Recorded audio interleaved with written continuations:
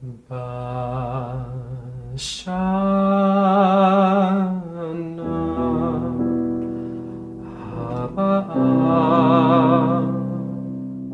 Jason Pack. And I'm Jane Kinninmont, and this is Disorder, a podcast where we try to find a semblance of order in our mad world. This week, we're going to look back at our year of utmost disorder, 2024, and look ahead to what might be a yet more disordered 2025, or is there a chance for that semblance of order that we're always busy promising you? The music you've just been hearing is from Yoav Oved, the co-cantorial lead at the New London Synagogue, and it's in Hebrew singing, "Who knows what will happen in the new year?" So we thought that that would be a great title and a nice theme music for this episode.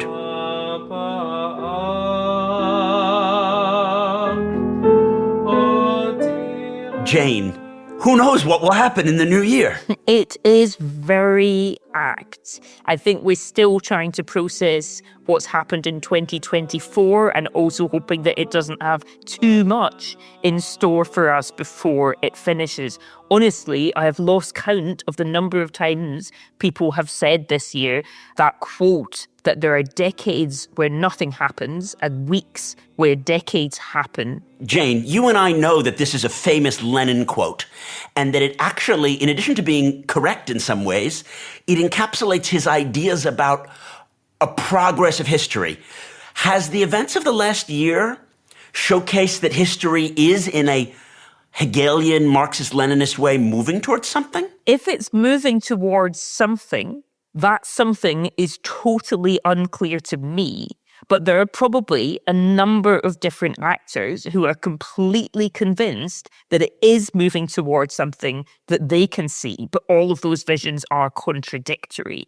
And I think part of what we're seeing with the global disorder is that many Western countries no longer think that history is moving towards progress, justice, democracy, etc. And that is part of what's going on. There is a loss of a sense of direction. There's a lot of talk about a rules-based international order, but less about what that now means and where it's heading. This is an absolutely critical point, Jane. When we were both kids in the 80s and early 90s, there was a sense in Thatcherite, Reaganite, Clintonite America and Britain, our system, the capitalist rules-based West, was triumphing over the communist East, and that even if we might have too much capitalism, too little, too much regulation, too little, those were just details. And in a end of history, Fukuyama-in way, we were moving forward, and we were proceeding towards a certain end, which was liberal democracy with liberal free markets. I already sensed by the time I was in university that the cultural confidence of my parents' generation was lost. The core curriculum was being thrown out. Plato was actually a fascist. We shouldn't read him. You don't need to stress so much about this Aquinas. It's unreadable anyway. He's just a dead white Christian theologian. You don't need Aquinas anymore. And I had a sense that that was worrying, that we weren't going to have a shared vision of what it was that we were working for because we hadn't read our Plato and our Aquinas together.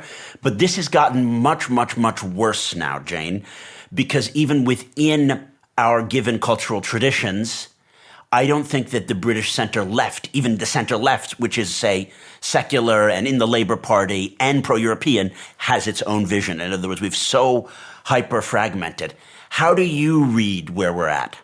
I mean, we both were teenagers when it was the end of the Cold War, so I think there was a zeitgeist then that there isn't for my kids who are 7 and 10 beginning to get interested in world affairs. So that is a difference. But I think that fundamentally, I'm going to use another a quote, this one from Gramsci, right? If we're going to go for the leftist quotes about being optimist of the heart and a pessimist of the head, right? I think when I think about history rationally, it is not progressing towards a teleological end of history because there is no law that pushes history in that direction.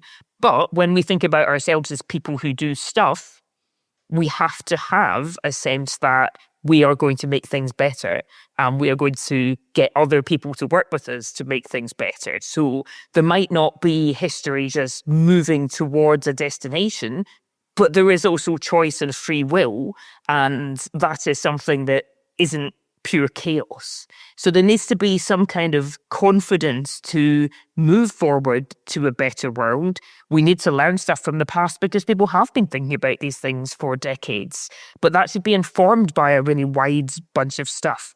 All of the things that you mentioned and things from other countries and other traditions. Why not? Maybe only the extreme left and right actually have a vision that history is progressing towards something. On the extreme left, it's towards potentially nationalization of the means of production, some bizarre view of complete gender and group equality and the righting of wrongs like reparations to various minorities and certain self-determination movements like for the Palestinians or the Kurds or whatever. And on the right, it's towards the superior races and cultures, generally understood as white Christians, but in East Asia and other places as the people from those parts of the world, or if you're a BJP nationalist, Hindus, that they will have their righteous place in the sun. And on the extreme right, they believe that the events of the last year showcase that, yes, the white race is now going to reassert itself with Trump and Putin and the Svenska Demokraten and Marine Le Pen and others. And we're moving towards a situation where the white Christian race can showcase its strength. What I would say as a neutral observer is that we're moving more towards the enduring disorder. I've been writing about the enduring disorder now for 7 years. I hate to be right. And this is a podcast where I will tell you every week that I hate to be right, but I think I have been right, which is that the ability of nation states to coordinate towards optimal outcomes together is decreased. And each year is decreased in the previous year. And obviously 2025 with Trump at the helm, even if Starmer and Trudeau and others can do the G7 and they can whatever, the ability to coordinate to win-win outcomes, I think, is decreased. And that's what I posit about the enduring disorder, which is that it's not that we don't have technologies to make the world better. We have more of those every year. It's not that we don't have technologies to fight climate change. We have more of those. It's not that we don't have technologies to create more economic growth. We can actually create much more economic growth than we could 10 years ago. It's that we can't coordinate between the key loci of power to do so in an optimal way, which is different than what a Milton Friedman or Hayekian person would say, which is that we can maximize growth, but it's just very difficult to share the winnings equally, which I would partially agree with. But I'm saying we can't even maximize growth, and we can't maximize trade-offs vis-a-vis growth because it's the coordination complexities between private actors and states and different countries and different religious and sectarian groups. That's the part that's not working. Yeah, I think your point about technology improving is also really important because, quite often I think if I was a different type of researcher and maybe I worked in cancer research, maybe I'd have a different view of the world because things are tangibly, objectively improving and very rapidly so. But then even in those areas like in health or in how we're going to use AI, everything can get screwed up by the lack of policy coordination and the kind of information chaos that we have with people just basically deciding to believe whatever they want to believe and therefore rejecting stuff like medicines and vaccines. The reason that I got into this whole Middle East thing is I was working in cancer research and I realized that, oh yeah, I had my great summer internship at Sloan Kettering, that temple to high-end cancer research. And I realized we were doing amazing stuff, slicing melanomas and working on the P53 and apoptosis and whatever. But people weren't going to benefit from it because the healthcare system was so broken that only specific elites, and if you happen to get the one cancer that they're working on, and that was like, oh, wow, I should be in public policy because we were going to have all these winnings and we don't coordinate them correctly. So there's no doubt that my obsession with order goes all the way back to those days. But on your point here, as you look at 2025, what are the ways that we might be coordinating better? Could the non-Trumpian Western Bloc, and I'm not considering, Orban and Le Pen, but I mean, might they actually get their act together and coordinate better given the threat of the Trump presidency? There is a changed mood in Europe. I mean, people had a long time to prepare for Trump too, but also they didn't really want to confront it until it became clear that it was going to be a reality. But what we have now is this concern in Europe that Trump will make big decisions over Ukraine, that affects Europe much more than it affects Trump, but also that Trump seems to want some kind of ceasefire that Europeans actually monitor and enforce. So there is an opportunity for Europeans to say, sure, we will share the burden. We are going to take care of this. We need to actually decide with you what is going to happen, because it doesn't really make sense. This is one of the contradictions of the Trump camp to say America won't pay for everything, but we still want to tell everyone how to do it. So there is an opportunity, I think, to step up, but to say, yes, we now have a say. We're going to pay and we're going to say what's going to happen. It does require Europe to be more coordinated, and Europe is not very good at it. But hopefully people will start to rise to the challenge. It is really unfortunate. Obviously, key European governments, including France and Germany, are in this state of disarray and insecurity. So it may fall to others, including the UK, potentially Poland, to try to pull something together and bring everyone with them. So speaking of Poland, they actually had a positive election result there, and it might have been lost. They turfed out their neo-populists, and Tusk is essentially back in power. I've been bloviating with Alex Hall, but also with our great expert Ben Ansell from Oxford about this year of elections. And I've mentioned the revolt against incumbency. What are your takeaways in terms of this year of elections? So it may be in some ways a sign of disorder that everybody, with a very small number of exceptions, really wants to get rid of whoever's in power when they have a chance to do it. I guess the good thing is that in most cases, with a few exceptions, most obviously Georgia, the elections have worked and there has been a peaceful transfer of power. So worth noting, after that wave of coups in Africa, this year there have been 5 elections that have resulted in peaceful transfers of power, most recently this month in Ghana. But it makes us think also of one of the really bad things that didn't happen, which everyone thought was a quite likely outcome of the US election, the possibility that Trump didn't win, but again disputed the election and with more power to do so than he had in the past. The consequences of that would have been shocking. I think we're still seeing the ramifications come through of what happened last time. But at least, whether or not you like the result, and I think we know how we feel about the result, at least it was accepted and people are still abiding by the basic fundamentals of democracy. Yeah, so throughout the democratic world, the elections were largely run democratically, and there weren't huge protests or civil wars that we might have imagined to break out. Even in India, the respects of the election, which went against Modi, were respected. If we look at the dictatorial world, Jane, obviously in Syria, a very long-established tyrant has fallen. How would you see the state of play in other dictatorships? One of the problems is that democracy seems to be suffering a crisis of confidence. Democracy promotion has also gone out of fashion. We see that with Syria. There was just a big G7 leader statement about Syria and its transition, talked about lots of great things. It does not include the word democracy. There isn't currently a beacon of democracy in the way that the US used to be when you and I were younger. I think that does matter because it's much easier for authoritarians to say, you don't want that democracy. It's all about money and propaganda and blah, blah, blah.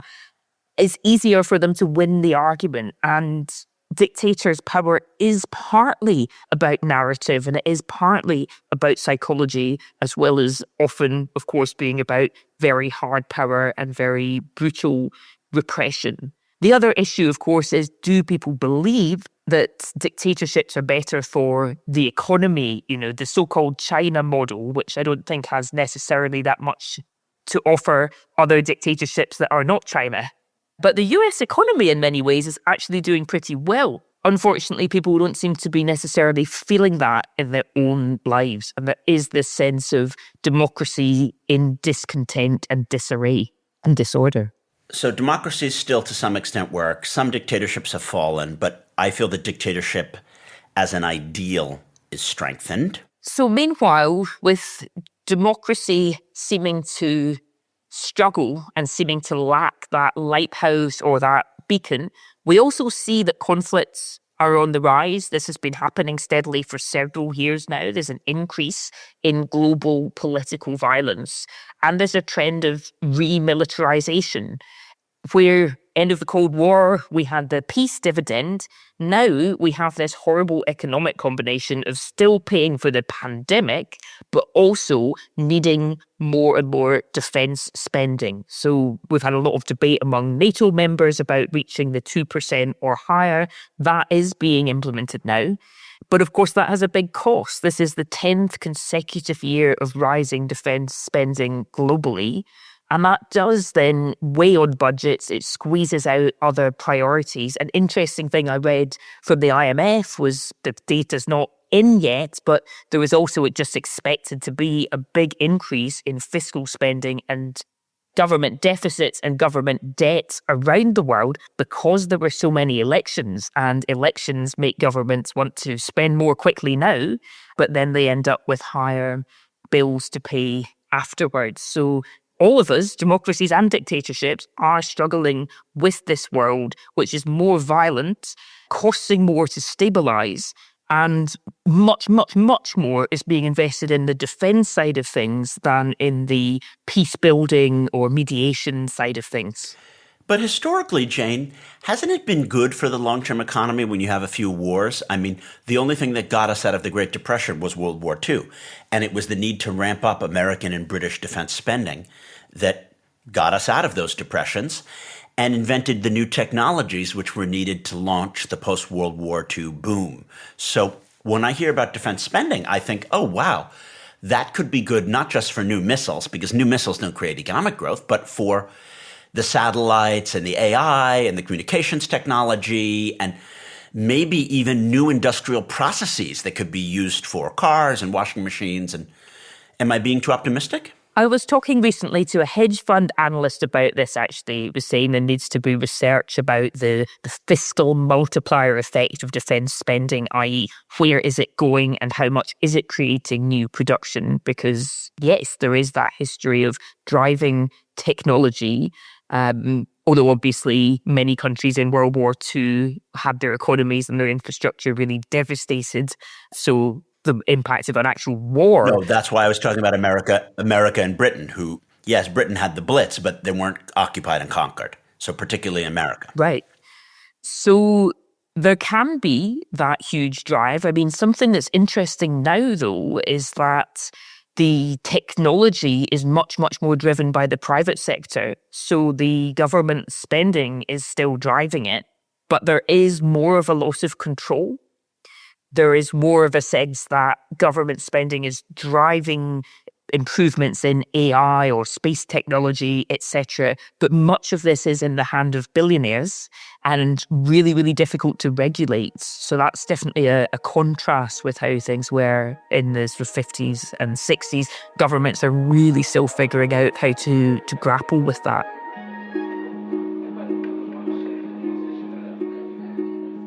After the break, we're going to talk about the most disordering moments of 2024 and what we can learn from them.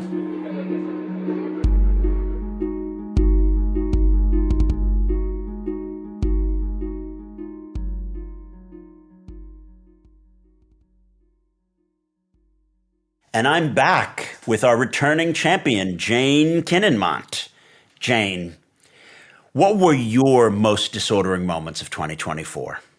It's ongoing disorder in the form of these multiple violent conflicts that nobody seems to be able to stop. So we've got Ukraine still raging on with the Russian invasion there. We've got the conflict in the Middle East, which is begun to encompass many more countries. Again, nobody seems able to stop it. Everyone talks about ceasefires seemingly as a substitute for action. You have Sudan, which is barely on our TV screens, but where you have, a group that mutated out of those Janjaweed that sparked global outcry back in 2006. And hey, where is George Clooney now? The conflict is raging and is completely ignored. So I think these are where there's really extreme disorder that is also sort of poisoning the political discourse, because everybody who cares about this stuff is watching terrible things on their phones all the time. And you see things spiraling into more protests and more discontent, especially over Gaza in the Western world. So those are not moments, but just this ongoing sort of drumbeat of horrible stuff going on, and people working out whether they try to do something and they can't figure out what to do, or whether they try to ignore it but live their lives with the knowledge that there's something really horrible happening just off stage. So the effects of those conflicts are really brutal, but I don't want to just be totally bringing out the gloom and the doom side of things. So let's also flip the question and say, what about all the terrible things that didn't happen? Most of us are managing to live peacefully with each other most of the time. Can you think about any near misses, any disorders that we managed to not have? So there are some major, major near misses, Jane, and this is really important to point out to the listeners. There is not a hot war between Iran and Israel. I think the Ayatollahs and those who advise Netanyahu and Biden are to be thanked for this. Biden is not getting the credit that he should have for delaying Israeli retaliations, tamping them down, making sure that civilian areas were not hit, having the retaliation to the rocket strikes on Israel not be against the Iranian oil infrastructure.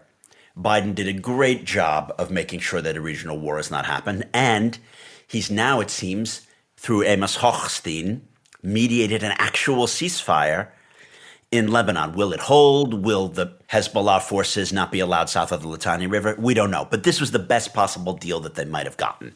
So Biden, the Ayatollahs, and the advisors to Bibi all need to be thanked for that. And the region actually is looking a little bit better, dare I say, than it was a year ago.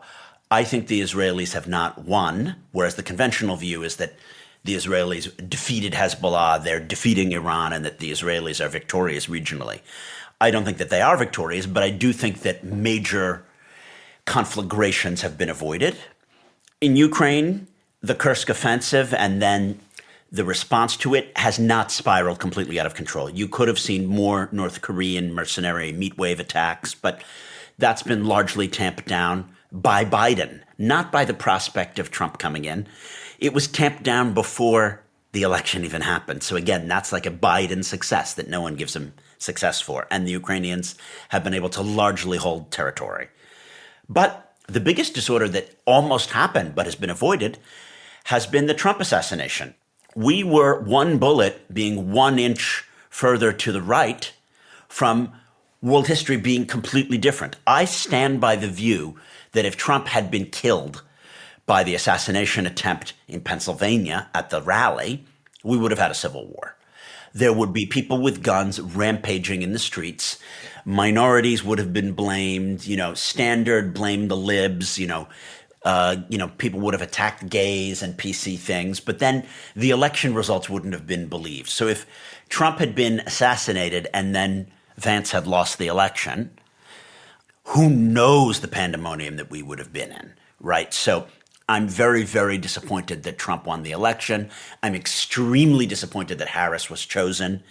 That said, if Trump had been assassinated and then the Dems had won the election, that's not a better outcome.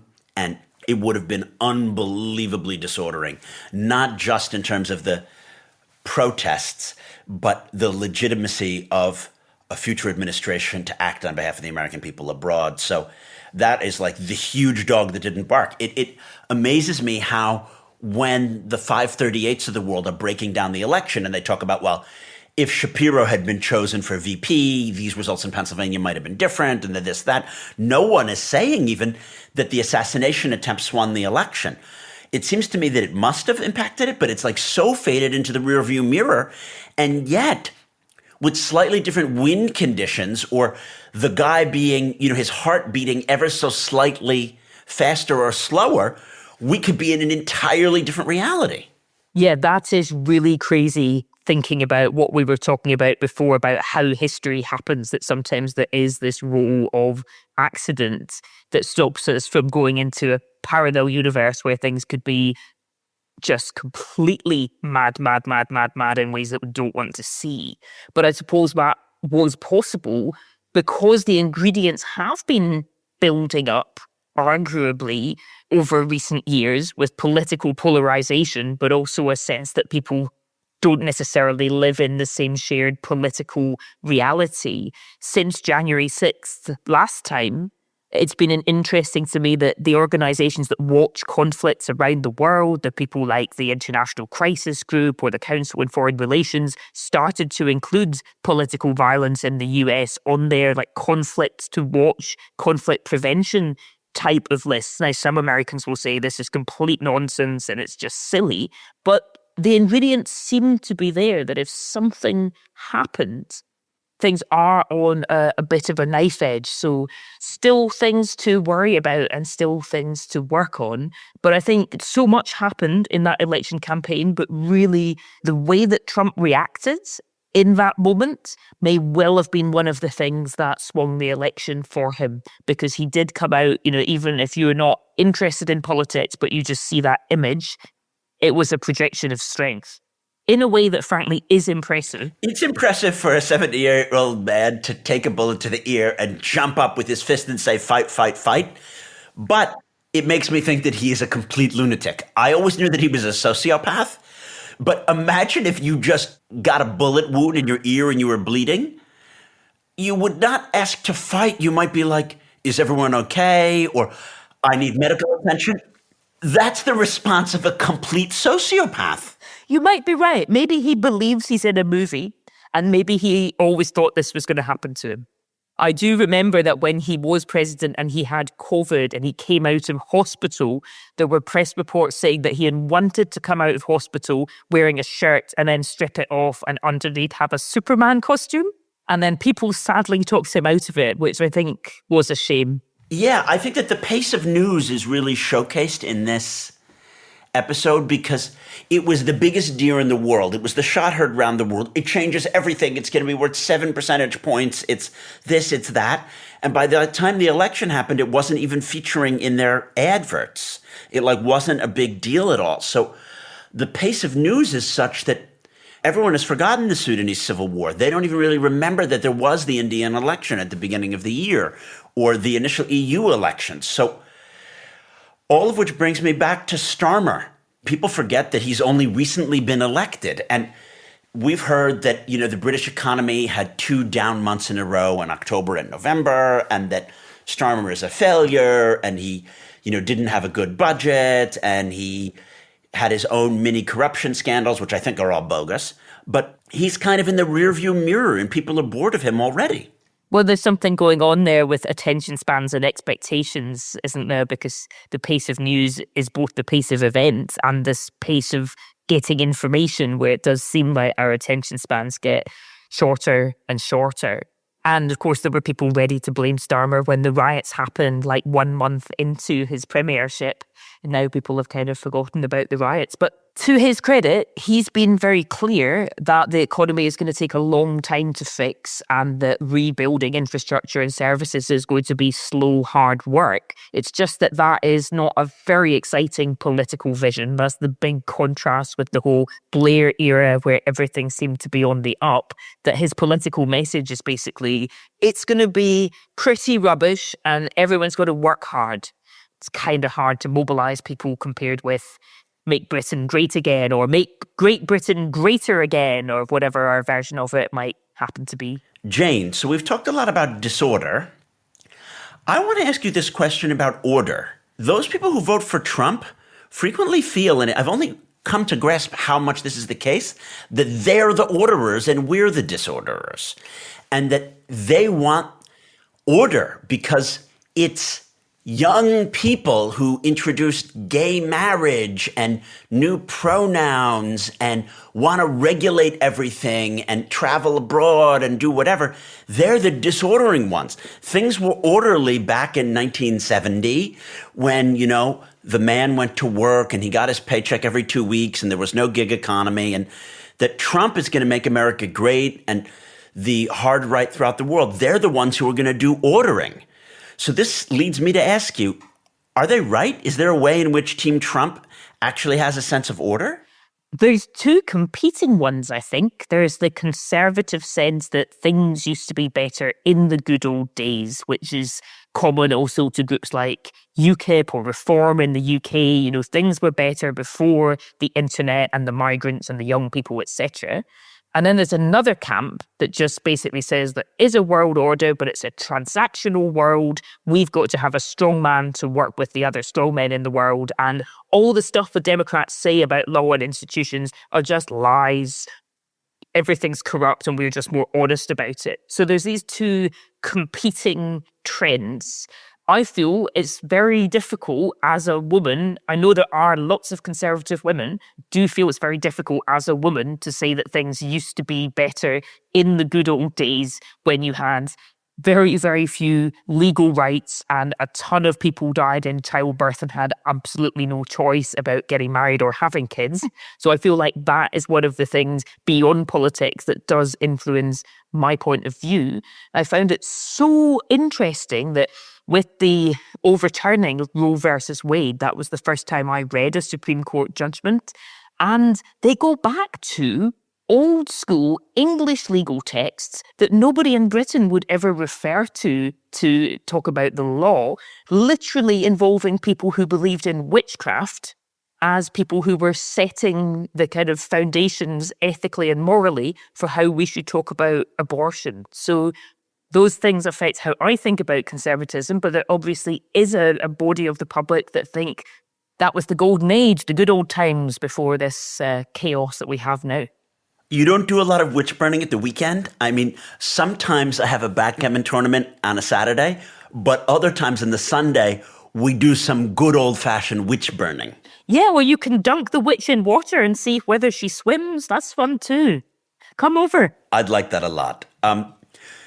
I don't know what time period they want to be going back to, because do they want to be going back to the Salem witch trial time, or do they want to be going back to the era of the Jeffersonian yeoman farmer? Do you know what I mean? Like where most people didn't eat food that they didn't themselves grow. You know what I mean? Is that the order that they're trying to go back to?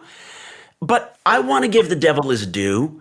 I have to concede that the Trumpians have certain principles, very Hayekian when it comes to economics. They believe in a completely unregulated market when it comes to financial instruments, but a very regulated market when it comes to labor and propping up labor prices and tariffs and whatever. And that I don't see that as an order. I see it as completely contradictory. Like, how can you be Hayekian in some ways and not regulate Bitcoin, but then want to have like tariffs to keep American wage earners earning more money and then promote American goods by blocking the free markets functioning for even Canadian and European goods? Maybe what we need to do, Jane, is come to understand Trumpian order more on its own terms. But isn't it about votes? Who's going to vote on the basis of Bitcoin? I don't know what it means to most people, but if you want people to vote for you, you can stake out a claim that like we're the party of the working man now, not those highfalutin Democrats with too many degrees and woke ideology and all of that. And we're going to protect your jobs from China or from the gig economy and basically react to years of declining real incomes and job security. Of course, I think that the neo-populists have always been good at identifying problems. They identify the problems better than the center left or the center right because they're willing to call a spade a spade. There is a huge problem with migration, both in the US and the UK. There's too much illegal migration and not enough legal migration. That's what I would say the problem is. But the center left didn't say that. And the case for why we need much, much, much more legal migration has not been made. But it's obvious to me. I was having lunch with one of our podcast guests from 2024, the former president of Armenia, Armen Sarkisian. And he said, Jason, we should call a spade and say, we need more Eastern Europeans who are inside the EU and have the technical scientific skills, but then they also have the nursing and soft and social care skills to make the British economy work, and that there is no way to just substitute them with Latin American or South Asian labor. And the center left hasn't said that, and therefore it's just the neo-populists who say there's a problem, immigration is a problem, it's a problem, but they don't give any solutions. So I don't know if I'm missing it. Maybe there are more Trumpian solutions than we appreciate? The centre-right has been part of the problem here in the UK because they did say immigration was a problem, but also kept increasing immigration. And in the end, people feel confused and sometimes cheated because the rhetoric and reality are so different. Interesting to me, like I've been aware that you should be able to have a discussion about levels of migration without it being seen as racist, partly because I worked a lot on the social and political and demographic changes in the Gulf states. So when you go to these countries like Qatar or UAE, where the local population is less than 10% and they're weighted on hand and foot by people that are paid much less and never get citizenship, you can see some of the issues that come up in terms of inequality, national identity, and all of that sort of stuff. We should be able to talk about these issues, but it can't be completely simplified. And it isn't just a matter of quantity, it's a matter of integration. How much housing and infrastructure are you building? What kind of work do people have? What sort of community building are you doing? Are people able to settle, learn the language, integrate into schools? So I feel there's actually a centrist convergence that you could have here around integration and community building and trying to get the debate beyond just sheer numbers. So is there in fact a Trumpian order? And even within the Trump camp, they have been ordered enough to run what was an incredibly successful election campaign with a successful strategy to widen their tent. So is it the case that is an order, and perhaps the orderer of that order is Susan Wiles? What can you tell us about her? Fascinating figure. I think you hit the nail on the head. The power behind the throne is Susan Wiles. And you need to keep in mind who she is. She's Pat Summerall's daughter. Who is Pat Summerall? Pat Summerall is John Madden's broadcasting partner. John Madden is essentially, for Europeans, the Gary Lineker of America. He was not only a successful football coach, winning the Super Bowl for the Raiders, but the most famous broadcaster in the history of sports. Not just the history of American sports, the most famous broadcaster in the history of all sports. Therefore, when people think of computer games, they think of Madden. They don't even call it NFL. They call it Madden, which is what the game is called. And they think of his turducken. Madden was not only an unbelievable businessman, but he revolutionized how television was done. And Pat Summerall was there with him at the pinnacle of American society, representing what the good old days are, what it is to be an American, not just to play in the NFL, but to understand the NFL as America's greatest cultural contribution. So it's critical to understand that Susan Wiles grew up in this elite Protestant center of the country normalcy. And Pat Summerall was no doubt a decent person, a warm, decent, friendly person who, by all accounts, was loved by the players, by Madden. And she grew up in a loving and normal household with the value that it's good to be an American. And we invented something as glorious as the National Football League, which is the greatest entertainment and sporting product in human history. So it's something that you should be proud of. And she then had her own career, and she worked in public affairs, and she did lobbying, and, she had her connection with Mercury, the famous lobbying group, and she's a PR and comms professional. Very disciplined, stay on message. I don't get the extent to which she is or is not vetting and approving the Trump cabinet picks, because the cabinet picks from Matt Gaetz to Pete Hegseth, the Rapers Anonymous of the world, could it really be that Susan Wiles had approved them? Because she's a values, go back to traditional America, what makes America great. I wonder, or if she knows Trump is absolutely uncontrollable, and therefore let him choose these picks that will implode, and she'll be there to do the coordinating.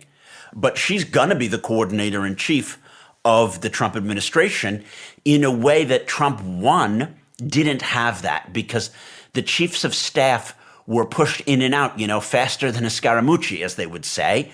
And hence, if Susan Wiles has continuity, that could be an advantage for Trump 2 actually functioning. Yeah, that's something I've really wondered about, because everyone in the first term was so short-lived, and everyone must also then live with that sense of insecurity that means that it's very hard for you to say no to the big man, because the big man can get rid of you. So you do need someone that is trusted and continues to be there.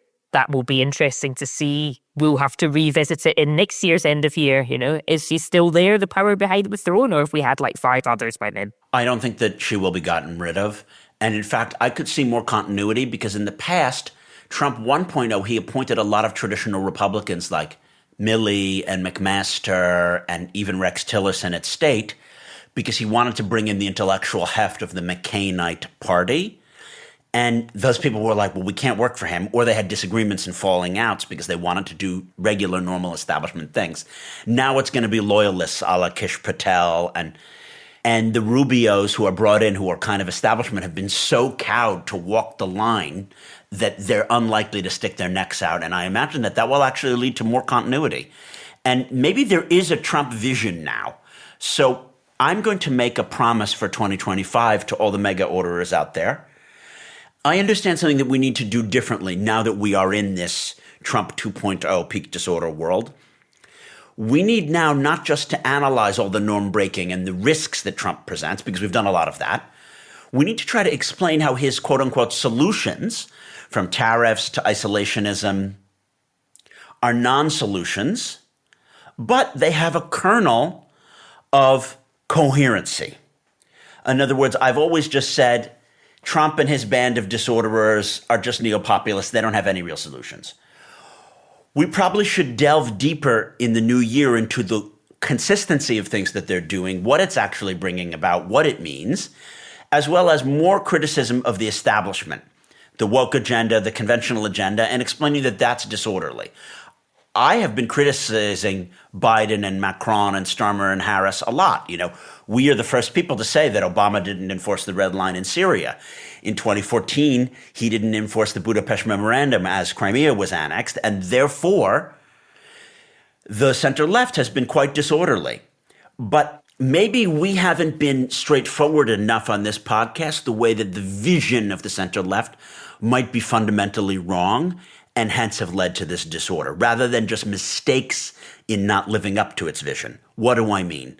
So I would say Obama had an orderly vision. He just didn't enforce a lot of the things that you need to stand up for, like, for example, the Budapest Memorandum or the red line over Syria. But what if, in fact, that's wrong, and that the center left and the establishment, even the center right, has been the disorderers? Look at Merkel. Merkel is the greatest leader that we have had from Western democracies in the last 20 years. You'd have to go back all the way to Blair or Clinton to have a greater leader than Merkel. And yet, it's not just that she had 3 major policy failures. She had 3 major policies which were so misguided as to call into question her whole vision of the world. What do I mean? She was reinforcing Germany's dependence on Russian gas and using the fact that she was educated in Eastern Germany and in Russian language to try to be the power which would bring Russia, Putinist Russia, into Europe and create dependency on Putin. That was just wrong. There was no way to make Putin for peace. And therefore, it's not just that she didn't enforce her own policy correctly. Her policy was wrong. Then she said, the mistake that we made in World War II, we're going to undo it by having 1 million Syrians come in, and this is going to stabilize the Middle East, and we're going to welcome all these refugees. Well, it didn't stabilize Syria, and it didn't stabilize Turkey, and it led to the rise of the AfD and the rise of Marine Le Pen and Svenska Demokraten, and then they didn't actually integrate them very well. She didn't come up with a way to integrate all these new refugees. So her vision as to what the immigration policy would be, it wasn't wrong just in implementation. It was wrong in conception. It had no vision. It was wrong. And then she was a great leader of the EU, but she did nothing to make the EU able to stand on its own for common foreign policy and common defense. She was a great leader. So she was the colossus that could bail out Greece or could torpedo Greece. She could save the euro. She could crash the euro. But she didn't institutionalize European monetary or defense or foreign policy. So I just had this moment of realization, which is that maybe I've been wrong this whole time. Although the neo-populists present no coherent vision, and I'm sure I'm not wrong about that, I thought that the problem in the center was just that we didn't implement our vision or we weren't bold enough, rather than that our vision was completely wrong. And if you look at Merkel, and you have to wonder maybe even about Starmer and Obama, could it be that we were literally 100% wrong? So I've been thinking quite a lot since the Trump election of trying to see things from the Trump point of view and trying to read those things with the benefit of the doubt. And I can really see how you look at Biden's foreign policy and think this was a mess. And indeed, this was someone that should have already retired, in charge of a country that faces a lot of challengers, saying that its time is up and that he was projecting weakness. I think, at least intellectually, we need to be willing to criticize everybody. We need to be willing to criticize our own deepest assumptions and ask whether we were wrong, but we might not be wrong. But we need to be able to see things from those different points of view. We also need to understand what the alternatives would have been. So I completely agree with you on Russian gas. I just don't think the concept of peace through economic interdependence works when you apply it to gas supplies, because you are then dependent on those gas supplies and you're vulnerable to blackmail. But I don't agree on the refugees. I do think there could have been much more done to integrate and just to build enough housing, because my German friends tell me that's one of the things that AfD have really capitalised on. Blame foreigners for the fact that you don't have enough of a housing stock because the population grew too much.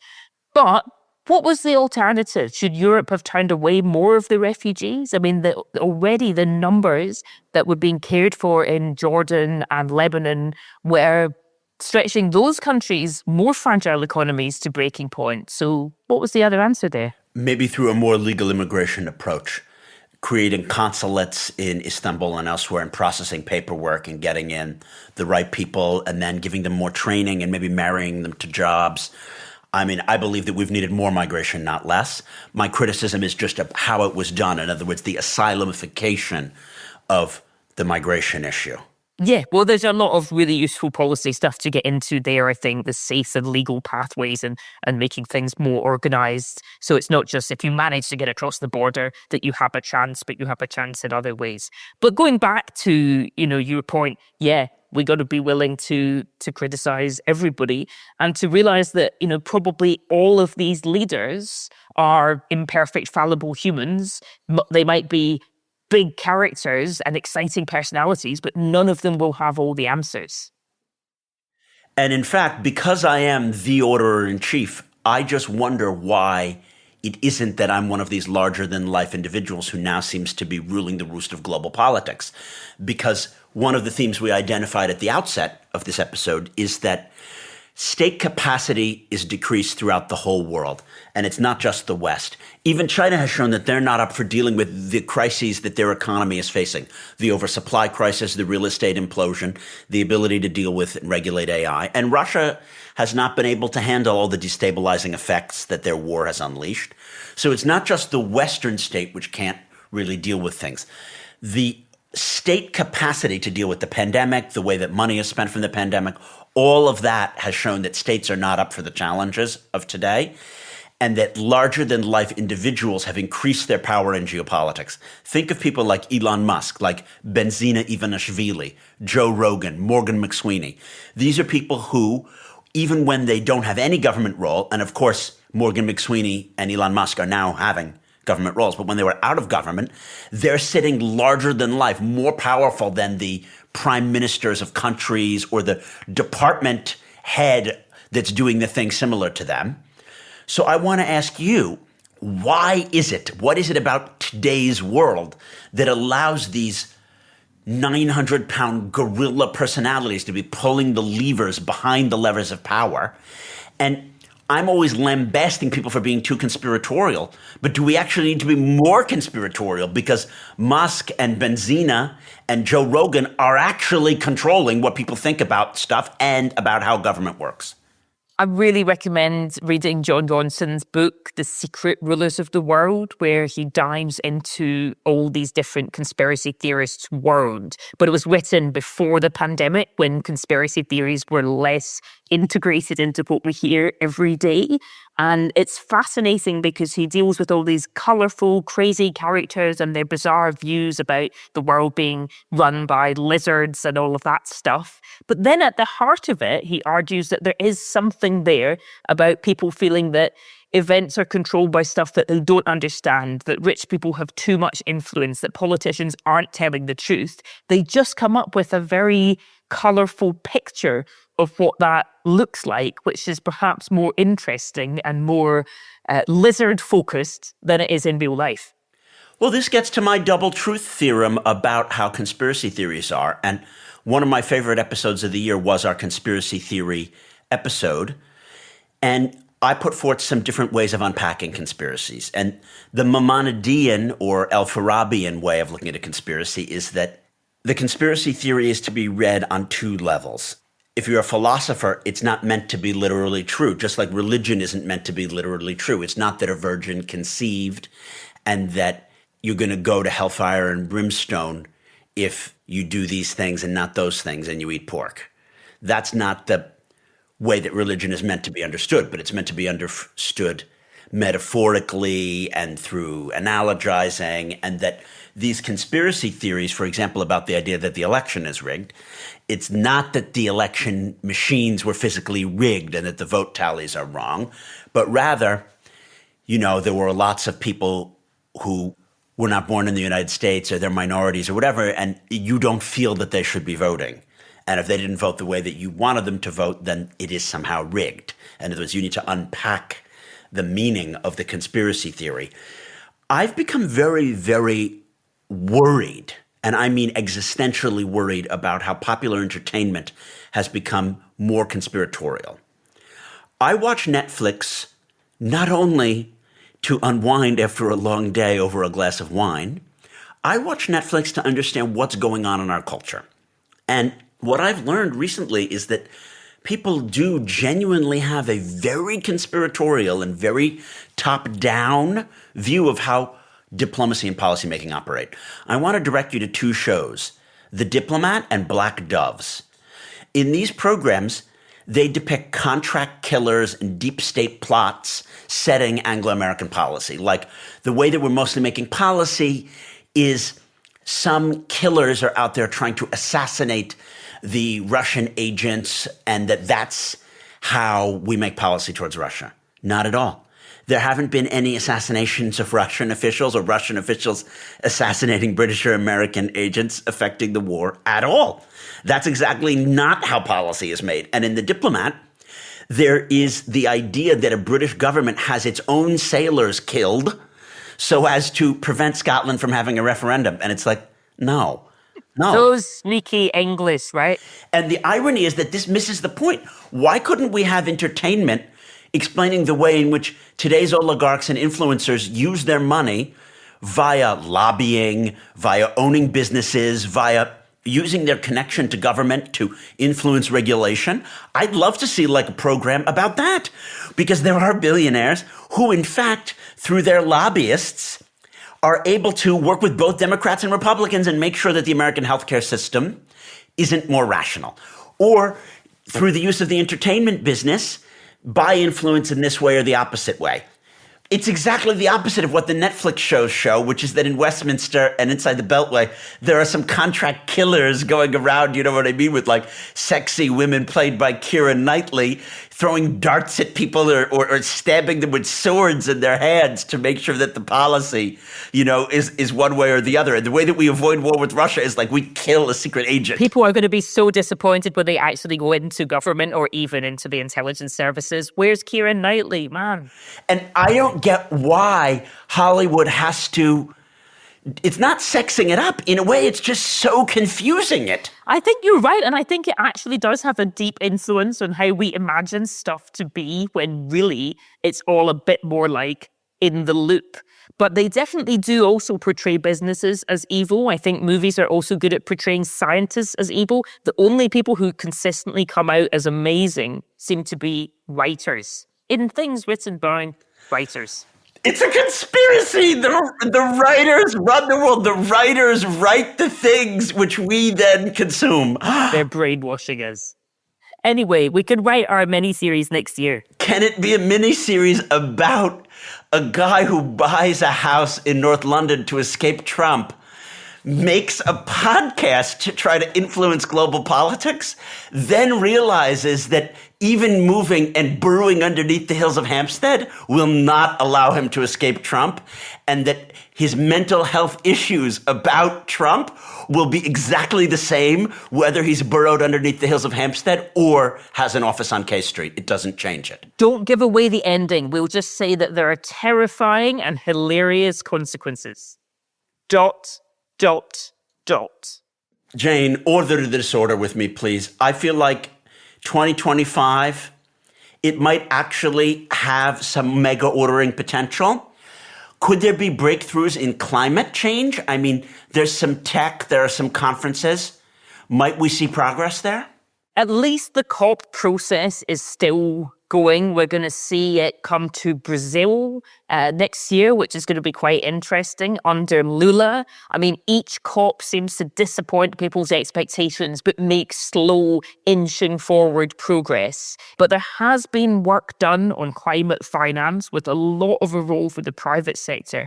And amazingly, with these final declarations at COP, they literally have to get unanimity among all the countries. Somehow they managed to do that. I don't think there's any other international conference that manages to get countries to agree on every word of anything. So got to keep working at it, as difficult as it is. And we can see that although there are climate deniers still out there, there is a solid mass of public opinion right across the world that recognizes that this is a problem and that things need to be done about it. What can regular individuals do, Jane? You know, your mom and pop shop, your regular listener to this podcast, how can they help order the disorder? It's not an easy question because many people feel really disempowered, but there are some things that everybody can do. And one super simple thing is think about what you're sharing. You know, we all know that people are more likely to share things when it's negative news, and disinformation spreads faster than real information. So literally just when people send you stuff, check it. Don't share the rubbish stuff that gets people riled up and angry. Don't be part of that. I see lots of people actually deciding to spend less time on Twitter, which might be a good thing as well. It's a very small thing, but it is a daily thing that can matter. Work out where you have power. Write to your MP because, you know, MPs want to get voted back in. And that's one of the reasons they do what they do. And they judge that some things, like the war in Sudan, aren't things that voters care about. So they don't do anything. You can nudge them to do something. There are little things that everyone can do depending on your place in the world. Many of our listeners are in policy positions and decision-making positions where they can do a lot more, and we can hope that this podcast will give them some intellectual ammunition to do good stuff. You know, another way that you can help order the disorder, form a club with your friends. Like if you're interested in a particular topic, whether it's climate or tax or the Sudanese civil war, host a lecture about it, give a group meeting, invite people to join something, donate, because it's that civic organization that used to be stronger in the past than it is now. And we at the Disorder Program are trying to, in a way, be a civic space. We have some exciting news that in 2025, we're going to be partnering with the Royal United Services Institute. And this is the oldest think tank in the world. And it is the security-focused think tank here in the UK. It brings together the different branches of the armed services here in the UK.